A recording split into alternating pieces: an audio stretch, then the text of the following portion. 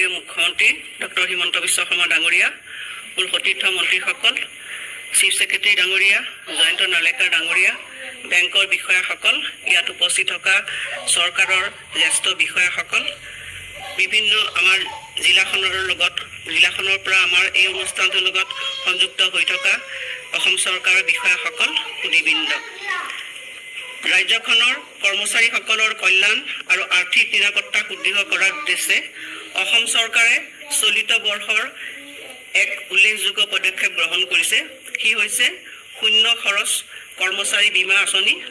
আৰু এই আঁচনিৰ জৰিয়তে 2025 চনৰ জানুৱাৰী মাহৰ পৰা কাৰ্যকৰী হোৱাকৈ ইয়াক লক্ষ্য বান্ধি দিয়া হৈছে। আৰু সকলো স্থায়ী আৰু নিয়মীয়া চৰকাৰী কৰ্মচাৰীক তেওঁলোকৰ ওপৰত কোনো ধৰণৰ আৰ্থিক বোজা নপৰাকৈ ব্যাপক বীমা কভাৰেজ প্ৰদান কৰা হৈছে। এই পদক্ষেপে অসম চৰকাৰৰ কৰ্মচাৰীসকলৰ আৰ্থিক কল্যাণ আৰু নিৰাপত্তা উন্নত কৰাৰ দিশত প্ৰদান কৰা দায়বদ্ধতাকে প্ৰতিফলিত কৰিছে।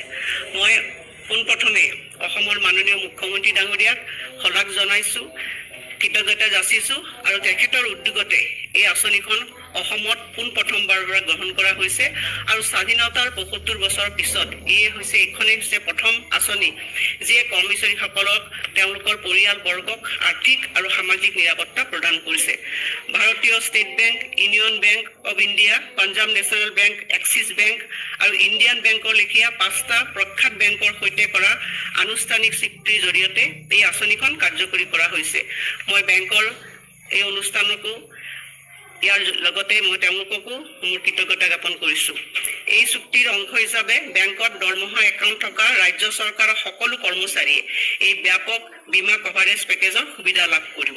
এই কভাৰেজৰ ভিতৰত আছে বিমান দুৰ্ঘটনামূলক বীমা 2 কোটি টকা, ব্যক্তিগত দুৰ্ঘটনামূলক বীমা 1 কোটি টকা, স্থায়ী মুঠ অক্ষমতা কভাৰেজ 1 কোটি টকালৈ, স্থায়ী আংশিক অক্ষমতা কভাৰেজ 80 লাখ টকা পৰ্যন্ত আৰু টাৰ্ম লাইফ ইঞ্চুৰেঞ্চ 10 লাখ টকা।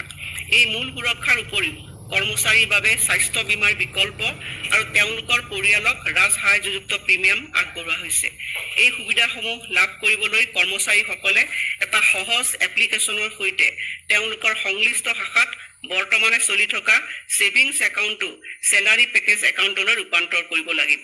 এই পদক্ষেপৰ সফলতা বিভাগসমূহৰ মাজত সমন্বিত প্ৰচেষ্টাৰ ওপৰত নিৰ্ভৰশীল।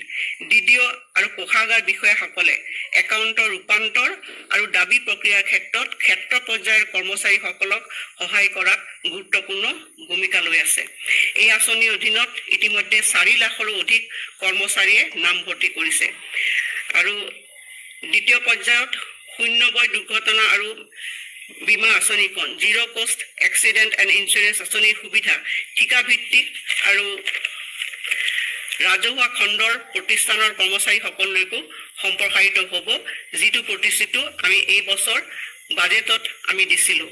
কৰ্মচাৰীসকলৰ সুৰক্ষা আৰু তেওঁলোকক আগবঢ়াই লৈ যোৱাৰ প্ৰধান লক্ষ্যৰে অসমৰ মুখ্যমন্ত্ৰী ডাঙৰীয়াই যোৱা সময়ছোৱা কাম কৰি আহিছে।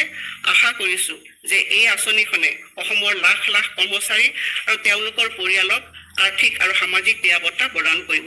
এই দুআষাৰকৈ মই পুনৰবাৰ সকলো